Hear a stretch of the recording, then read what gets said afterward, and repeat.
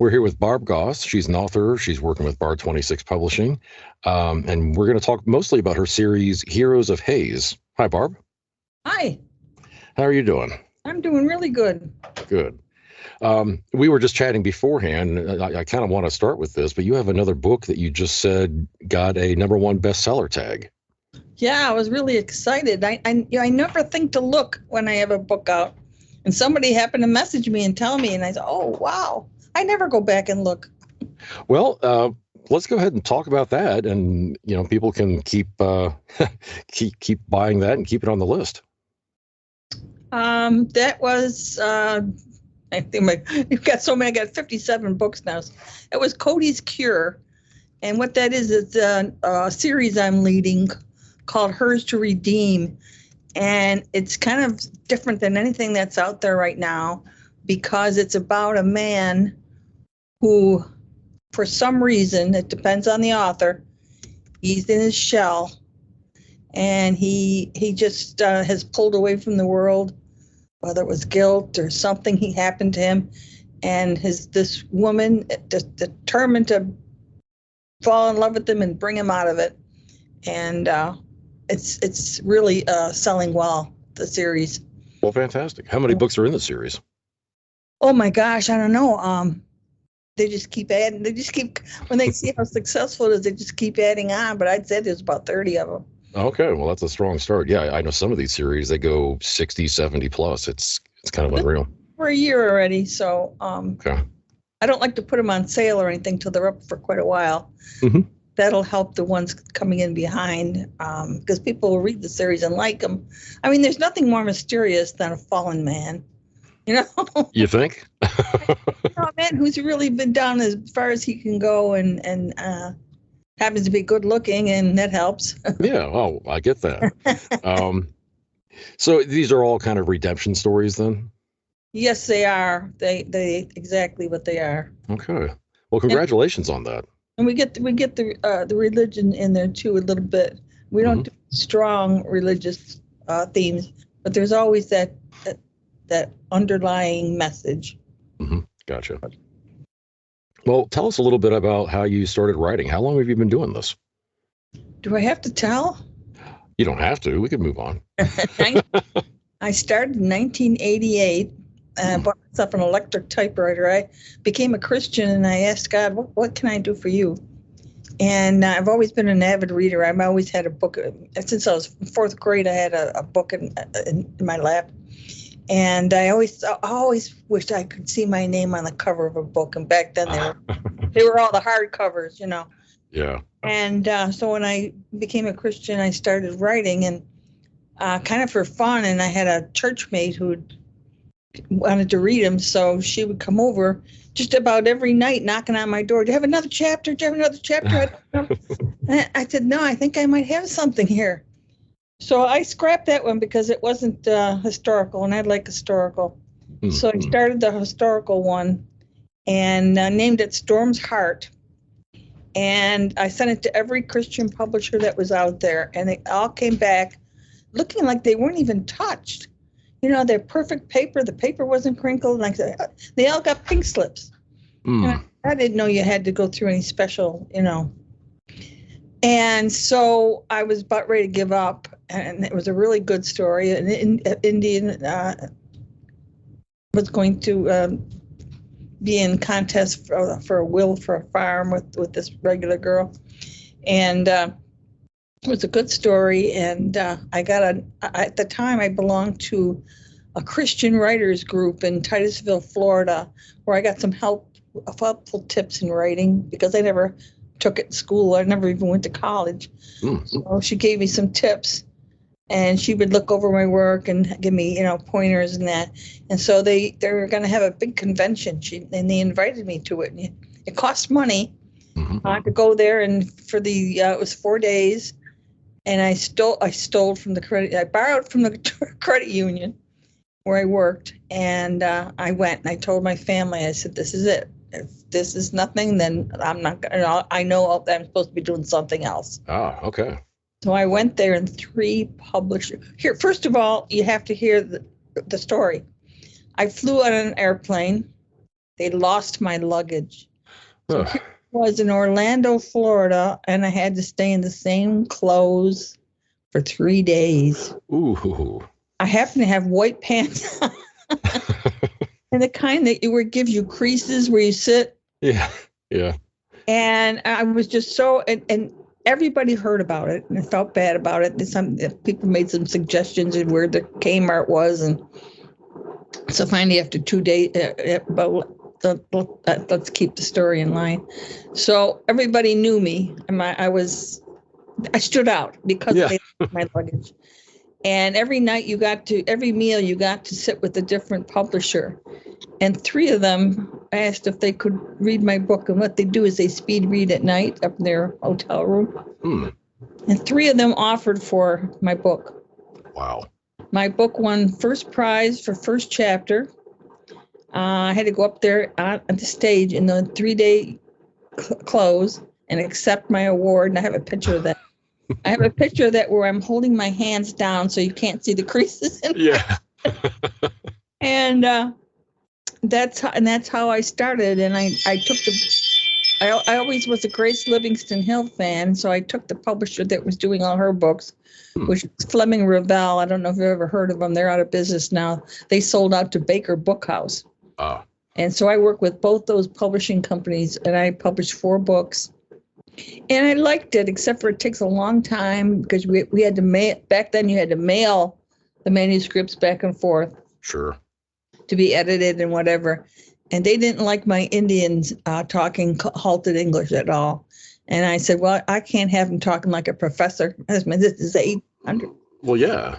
So I finally won the battle, and we just cut out certain pronouns.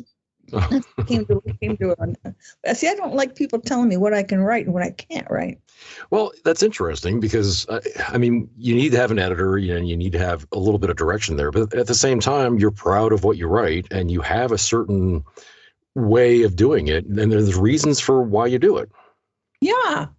And so I think I won that battle, but it was hard because, you're doing through the mail and everything and typewriter. I finally got a computer where you had the chains of paper coming out, the perforated. Oh, jeez. Yes, the dot matrix printers. That was in the that was like 1989, 1990. And then I notarized them. But the thing is the books were only sold in Christian bookstores. So I did some book signings, and I got Kmart, 2 Kmarts in our area to order them. And it was for Mother's Day, and I sat and I had a couple little kids say, I want to buy this for my mommy. It was so cute. So that's what I did, because at Christian bookstores, I mean, you're already selling to a Christian people, which is what we do now to a lot of people. I hope some people who aren't real strong Christian will get a message out of it. But I did have one girl write me and say that she had had an abortion years ago and she can't get over the guilt. And she read my book that once you confess, God forgives you and you're truly sorry, it's like it never happened. And she says, I felt like a new person. Oh, wow. Felt like I hold my head up again. And that was probably the best letter I ever got. Isn't that incredible? So. Yeah, it's got to be very rewarding just to know that what you do and you love what you do, it can actually touch people. Yes, but I did publishing. I didn't like the publishing. So I ended up getting a divorce. My husband was a very difficult man and didn't like my writing. And it was a long story of abuse. So I got a divorce. And of course, the church kind of turned against me. You don't do that. They don't know the circumstances, but they. Oh, boy. So for the next 22 years, I worked. I remarried. And then I said, you know what? I'm going to use the same principle on myself. God would forgive me. And it's like it never happened, that I got divorced to someone who was abusive, So I started selling books on Amazon, used books. I would go to the flea markets and buy books and sell them on Amazon, because at that time that was the only way you could buy books on Amazon. Yeah. And then they opened it up to writers, and I go, wow, maybe I could, So I got the rights of the 4 books from Baker Bookhouse, but they didn't have the covers, so I had to find covers. And I put them up and they started selling. And I said, oh, wow, I could still do this. 20 years later. 22 years later, but the first two somebody read and they said, you can't write in, I just was writing in one viewpoint. And they said, that's not done anymore. So I kind of felt bad, and I rewrote the book, and little by little, I got right back into it. Yeah. And love doing it with Amazon because you're your own boss. Well, exactly. Did you find? You said you didn't really overall enjoy the publishing experience, but now that you're doing it on your own, you certainly have more control. And it sounds like you've had even doing it both ways, almost instant success. Mm-hmm. Now, publishing with somebody like you guys is different because nobody really tells you what you can't and can't do. Well, this is true. Easy, right.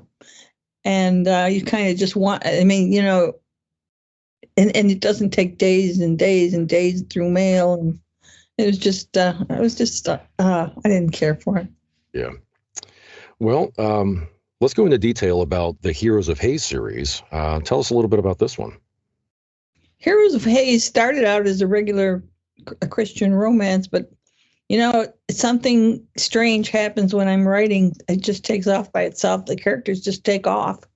And it turned out to be a little bit of a murder mystery. And I've never written a murder mystery in my life. Oh, okay. That's how it turned out.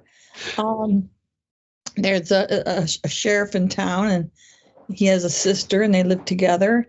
And they're all so sure that this rancher killed his wife because she just disappeared. And she wants to get into the police business so bad.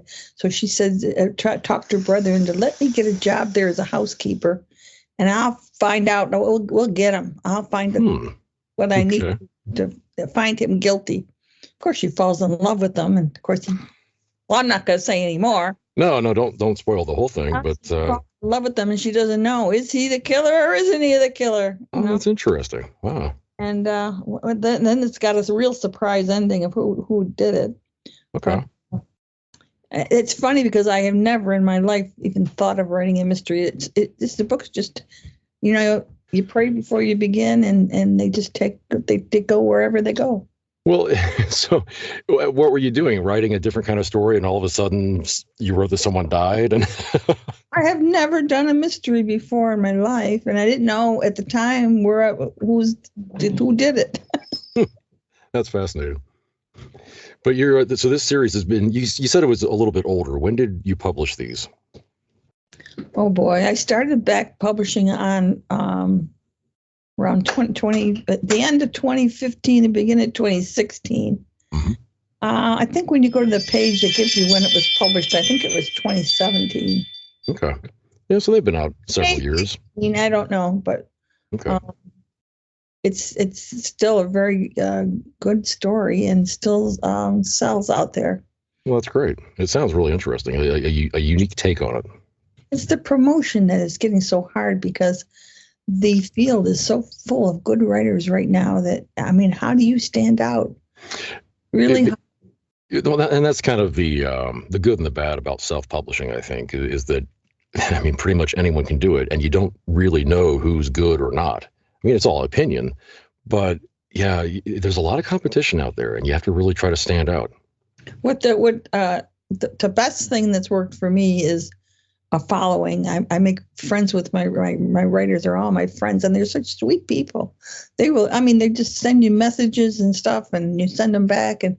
And I think you have a following there where you have so many people who will buy whatever you write because they know they're going to get a good book, and they know you personally and to be a good person. Yeah, it's great to have that base, a fan base to start with for each book that you can feel comfortable about. I think what started it was when I started Sweet Wild West Reads. It was I did something wrong and got kicked out of another one. So I got mad and started my own. And it took off, and it was just for Westerns, and everybody that joined it, and it was a big group, and that helped a lot. I gave that up and gave it to Marissa Masterson now because I just got too much to handle right now. I run 4 series right now, so. Wow. And it gets a little hectic, but I love it. I love it. I don't know when I'm 79 now, and I can't. I just keep praying. Oh Lord, let me keep going. Yeah. Well, I mean, it sounds like you're just going so strong right now, and especially with the #1 bestseller. Yeah, that's remarkable. Yeah, and the books keep getting better. Because the one that's coming out August 1st, I wrote it, and I wrote it slow because I had surgery. When I first came back from the surgery, they gave me so much pain medications because I got a bad back. Oh boy. The knee surgery.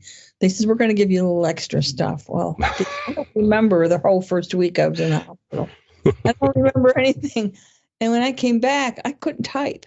I could not type. My fingers and the brain were not in sync. And I said, oh my gosh, I'm going to have to get one of those word things. And I wasn't going to give up writing. No. By little, it came back. So I wrote this book, this new one that's coming out. I wrote a chapter a night. Just took it slow. Okay. Turned out really well. And before I was speed reading, I was putting a book out every 6 weeks. But I'm not doing that anymore. I'm taking my time and enjoying it. That's great.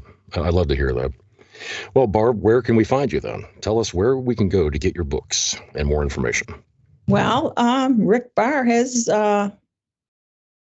some books, right? You still have quite a few. Yes. That are not sold. Well, the ebooks are still on Amazon. All my ebooks are on Amazon, but I've got some audio books with you people. Barr, what's the number? 26. Yep. Yeah. And I love the audiobooks. I love doing audiobooks. Oh, good. It seems like every time I get a good narrator, all my friends grab them. And then I either have to start, I do royalty share because my books are smaller. Our books are what maybe 130 pages. And the price that Amazon wants or Audible wants for them, people are going for the big books if they're going to pay that much money. Yeah. So they sell well, but not well enough that I'm going to pay $250, $300 an hour, Got it. So what I do is I go and I listen to the voices. I listen to them and listen to them and listen. I might listen to 20, 30 a night, and I find that one voice, and I get a royalty share. And I do the royalty share. I've got a really good one right now. Oh my gosh, he's fantastic. And they're just starting out too.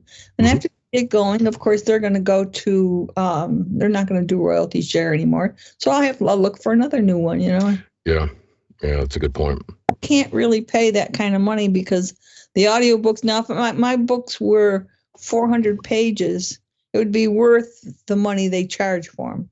Right. But they're not, that's that, and I don't plan when the book's going to end. That's when it ends. And it's always about between 30 and 35K. And that's it. Okay. Well, at least you know what's workable for you and you're precisely what you're doing. So that's good. Well, Barb, thank you so much. It's been great to talk to you. And folks, you know where to find her. Where are you on Facebook? www.barbaragossbooks.com. Okay, there you go. That's my website. That's your website, right? Just search you can just, my granddaughter in New Jersey was called me up all excited. Grandma, I Googled you and you came up. Well, and you probably said, well, I better come up for all I'm out there. That's easy. Just Google me. That's right. Okay. Well, Barb, thanks so much. I hope we chat soon.